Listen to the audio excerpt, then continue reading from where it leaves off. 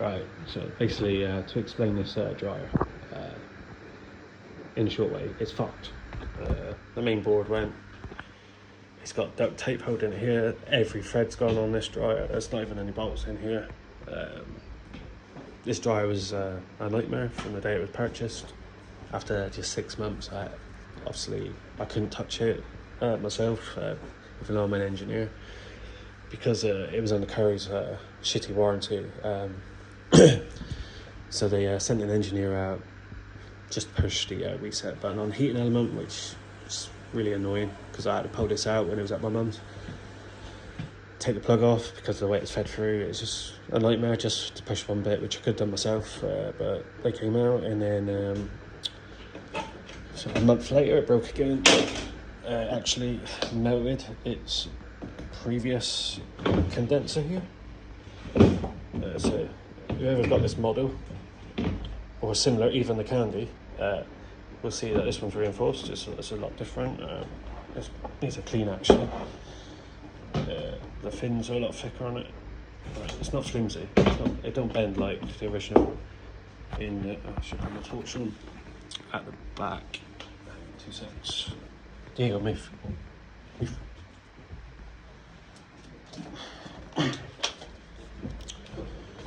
At the back, in there with that.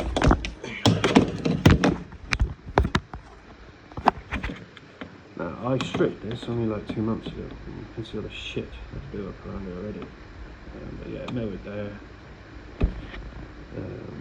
This whole dryer's been stripped and obviously rebuilt with my program. I'm not going to clean this for the dog bed. It's not that bad anyway. It's been much worse. I'm the only one that normally does it.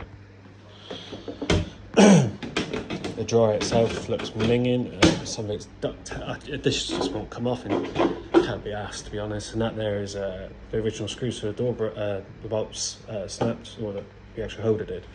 I ain't paying it, spending any money. I refuse to on appliances. Basically, when I've got parts from industrial machinery like this that I used to use, why would I spend out for a heap of shit? All this new stuff that you buy now, it breaks. So why would I spend out when I can just do it myself and keep it running? And now I've got full control of how long it's on with this and the temperature with this. Obviously the board is absolute. Just for anyone who if they're thinking it's a trick, there's the plug for it there.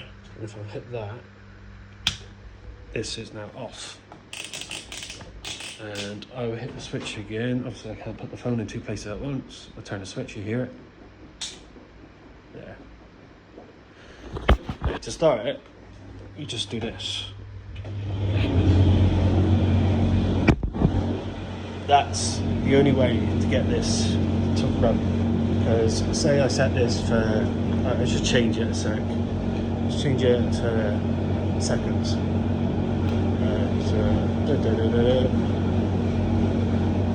I've missed it. No, there we go. Let's put it to seconds. This will go off in 15 seconds. That's the heater. And, well, all of it. So there we go. Ooh, I did that wrong.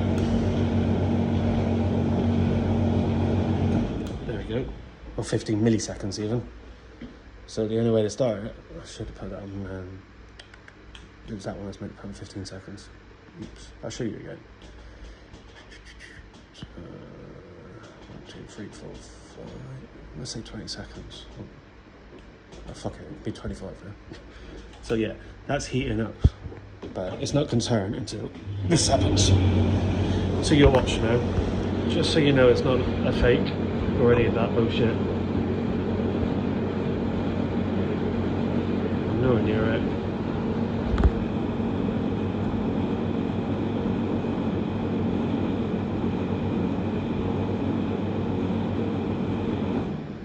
There you go. So I hope that answers whoever it was question as to why it's running with the door open. Don't matter whether the door's shut or open. At the end of the day, I've bypassed it because I can't have the door lock working and turn it at the same time. You know, it's common sense, isn't it? It's, you know, the door lock's connected, it's going to automatically break the circuit on this. which directly controls the motor. I did used to use a contactor switch on this, but yeah, burnt out. But the PID can handle to 10 amps, and this heating element only draws 2.5. The main fault on these is the set all the sensors that he's got. Moisture detectors down here, sensors, sometimes they mess up, but that was what messed up on this one, is the actual thermostat sensors on the back. It just wasn't, what's the word? It wasn't detecting when it was getting too hot, basically, which is how the condenser unit melted, the original one, and it's just been an ongoing problem. So since I've done this, I don't have any problems with it now. I do have other stuff where I can attach to get this dryer to turn with the door shut. As I explained to the guy, the windings have gone on the clockwise part of the motor, which you've just seen me turn to clockwise. So it's running. I've rewired the motor. It's now running on the reverse part to turn. So it's turning the circulation the correct way and not in reverse, coming up through the lint filter and through the heat element. So the motor will only run. The motor will run just to show you if this is questionable as well. So I'll restart this again. Just pop it down by 1 minute, because that's how this Cestos timer works. So I can go this way just by doing that. See, the motor sounds different now. It's quieter, but it won't dry correctly that way. Also, it doesn't heat up so quick because everything's running in reverse. Any of these dryers is only meant to do this for 10 seconds, 15 seconds tops, stop anti-creasing. As you see it go off now. There. I hope that explains that. So I can also, when this is on, adjust temperature to whatever I want. These normally run at 100 C to 120. This one doesn't like anything over 120. The belt starts flapping because the belt's quite slack, to be honest. I've had to put new tensioner on it. And yeah, it's just botched. It's crap. So I'm going to change this to minutes now. As soon as I do that, you'll see the PID come on, because I need it on minutes. An hour even. I want it on an hour actually. Oh, I've done it again. Ah, come on. So yeah, hold that. That's going to be set at 24 hours. Obviously, it's not going to be on 24 hours. So let's bring this down to 15 minutes. Because that's all it takes to dry the bedding, especially a dog's bedding. Running at 81C. So yeah, 15 minutes. Now I'll actually shut it. There you go.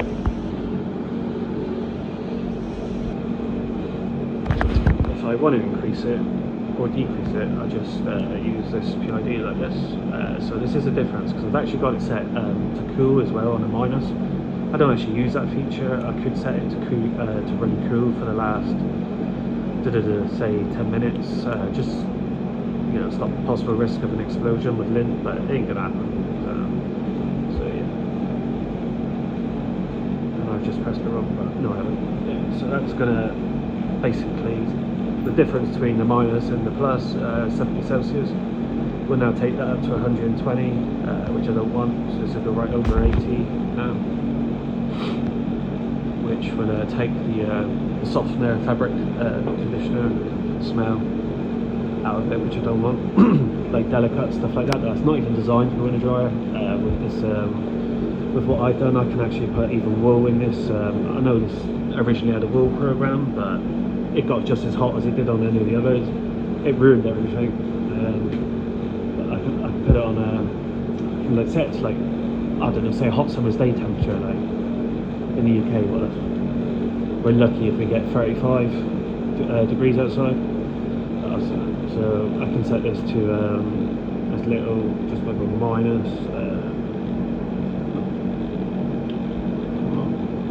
Yeah, I can set this to minus. If I go up minus 30, I think that brings it down to about 30 or 40 degrees. I can't remember. But I do this was basically close. That's not really supposed to be in the dryer. So yeah, that's now saying AL1 is the output that I'm using. So that will drop down quite rapid. Just shows how quickly the dryer itself cools down when the heating element's not on.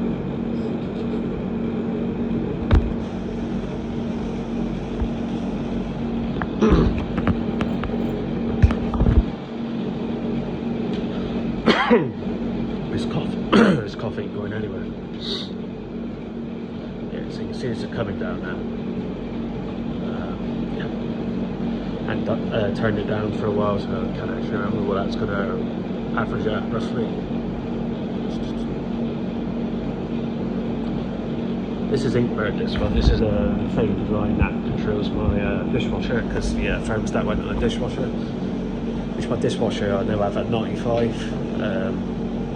Basically, it's got 2 motors in it. It's another thing that's packed up, but I can't be bothered to buy one. I'm not wasting my money, so I'll just keep it going and going, and keep repairing it if need be. Right, so that's sat at 40. Oh no, there we go. So it's going to sit at around 40, maybe 50 degrees. To what I've just set it to. But I'm going to cancel that out. Set it up. So I want it to dry in 15 minutes. And this PID is old. I've had it for over 10 years. I used to run a boiler that I built. Basically, I built a boiler in my garage, which used to heat a top-loading American Hoover top-loading washer. Which I had a dishwasher pump circulating the water between the furnace that I built and into the washing machine itself, and I had a industrial motor controlling it, because the house I had at that point, there was 10 people renting off my house, and the basic machine that we had back then just couldn't cope with the volume of washing. So I've been doing engineering for not just the domestic appliances, there's laundrettes, I've done mechanical engineering, electrical engineering, I've travelled all over the UK with it, but I am in the midst of, although I can fix aircon units, I don't have the licence for the gas, so that's my sort of where I'm probably going to go next. Just to add, before I finish this video, I am going to make my own aircon in a way that's not been done before, using this old freezer, and it won't be to do anything to do with taking the compressor out or using the Freon gas. It's just going to be done different, and if it works, I'll post a video, because it could save people a bomb. I run an aircon every day for this lad cross Husky cross Malamute. He feels the heat, especially when he's asleep in my bedroom. To be honest, I like a cold bedroom, even though it's winter. I prefer it cold. Anyway, if anyone wants to know anything, just ask. But that's how this works. I'm not going to explain this again on the basics of this.